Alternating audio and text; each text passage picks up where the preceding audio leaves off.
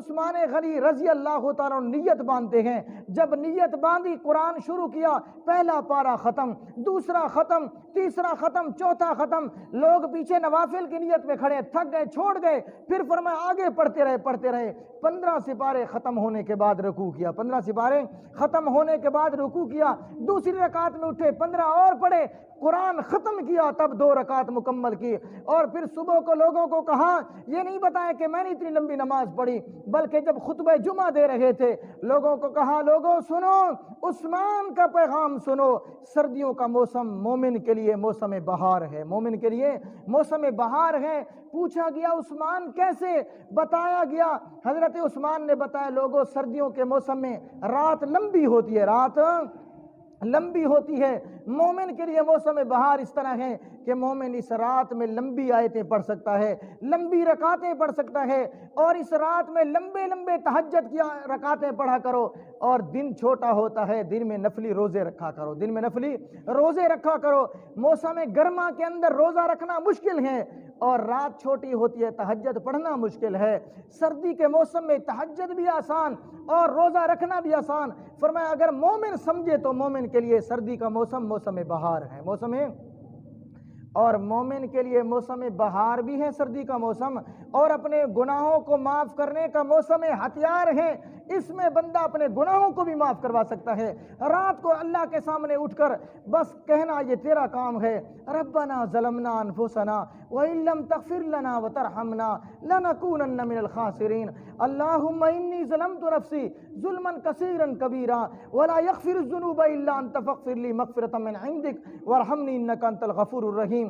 اس قسم کی دعائیں اٹھ کر مانگو تو صحیح۔ اللہ نے فرمایا جب بندہ بوڑھا ہو جاتا ہے، گھر والے تنگ، بہر والے تنگ، معاشرہ تنگ، تھوڑی بڑی عمر ہو گئی، بوڑھا ہو گیا، گھر میں بیٹھا ہے، سوٹی اٹھائی ہوئی ہے، اب گھر میں بیٹھا ہے، تنگ ہیں گھر والے، اور عورتیں بھی کہہ دیتی ہیں ذرا بوڑھے کو بہر لے جاؤ، یہاں تھوکیں ڈالتا ہے، کمرے کو خراب کرتا ہے، گھر کو خراب کرتا ہے، گھر کے بندے تنگ ہو گئے۔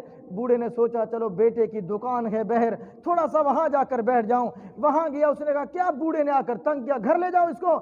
اچھا بوڑھا دونوں جگہ سے تنگ ہوا، مسجد میں آ گیا، مسجد والوں کو تنگ، ہر جگہ تنگ، لیکن رب العالمین نے فرمایا تو جتنا بڑا ہوتا جاتا ہے دنیا والوں کی نگاہوں میں تو تیری مقام کم ہوتا ہے، لوگ کہتے ہیں بوڑھا ہے، لیکن تو بوڑھا ہوتا جاتا ہے، میں اللہ کی نگاہ میں تیرا مقام زیادہ ہوتا جا رہا ہے، تیرے بال سفید ہو جاتے ہیں، میں اللہ تیرے سفید بالوں سے حیا کرتا ہوں، میں اللہ تیرے سفید بالوں سے حیا کرتا ہوں۔ اور پھر فرمایا تجھے میں کیا کرتا ہوں، آدھی رات ہو میرے سامنے اٹھ کر صرف اتنا کہہ دے، ربا میں نے جوانی تیری بغاوت میں گزاری، جوانی گناہوں میں گزاری، جوانی کے اندر علم بغاوت بلند رکھا، اب اے اللہ میں تجھ سے معافی چاہتا ہوں، بندہ ایک آنسو بہانے کی دیر ہے، میں اللہ کے گناہ معاف کرنے کی دیر نہیں، آؤ تو صحیح ذرا اللہ کے سامنے۔ اس طرح نہ ہو کہ تم بغاوت کا علم بلند کرے رکھو، اللہ کے عبادت بھی نہ کرو، گناہوں پر اکڑتے بھی رہو۔ آج لوگ گناہ بھی ہم کرتے ہیں، گناہ کرنے کے بعد گناہ پر تکبر بھی کرتے ہیں، اڑتے بھی ہیں، اکڑتے بھی ہیں، اللہ کو یہ بہت بڑے اس سے غصہ آتا ہے، ناراضگی ہوتی ہے۔ فرمایا گناہ انسان سے ہو جاتے ہیں، لیکن گناہ کرنے کے بعد پھر گناہوں پر نادم و پریشان ہو۔ تو یہ گناہوں کے معاف کروانے کے 3 طریقے میں نے بتائے، اور علماء نے لکھا چوتھا طریقہ کیا ہے؟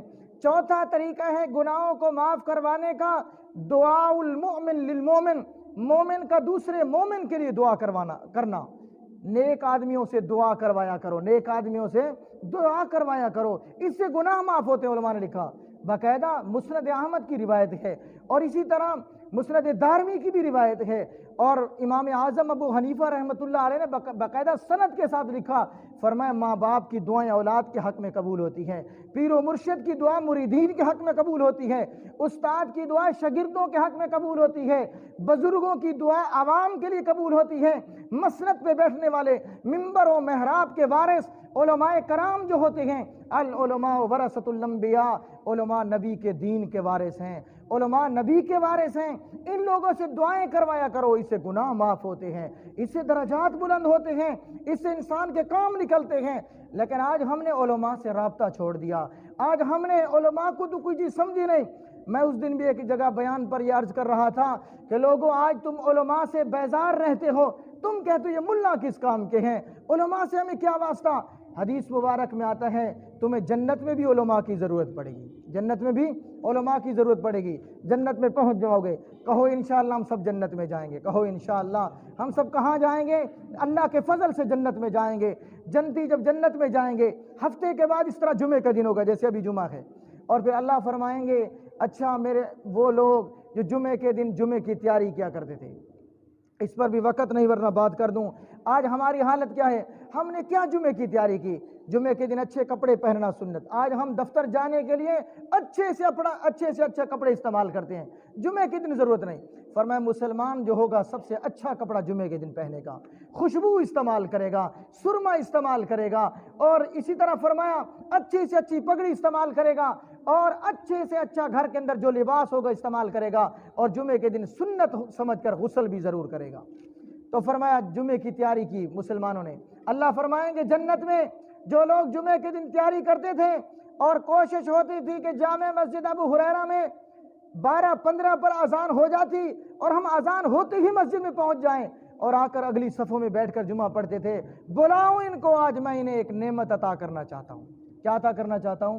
نعمت عطا کرنا چاہتا ہوں۔ لوگ آئیں گے جمعہ نماز پڑھنے والے لوگ، یہ علماء نے لکھا سارے لوگ اللہ کی زیارت کے لیے آئیں گے، اللہ کے پاس آئیں گے، اللہ فرمائیں گے جنتیوں بتاؤ کوئی کمی تو نہیں رہ گئی تمہاری مہمان نوازی میں؟ تم نے دنیا میں نیک اعمال کیے تھے، گناہ تمہارے معاف کر دیے میں نے اور مجھ سے معافیاں مانگی تھی، بتاؤ کوئی کمی تو نہیں رہ گئی؟ لوگ حیران ہوں گے، اللہ سب کچھ تو نے عطا فرما دیا، جنت عطا فرما دی، جہنم سے بچا دیا، اتنے پھل فروٹ جنت میں عطا فرمائے، اتنی اچھی حوریں عطا فرمائیں، اب کون سی کمی رہ گئی؟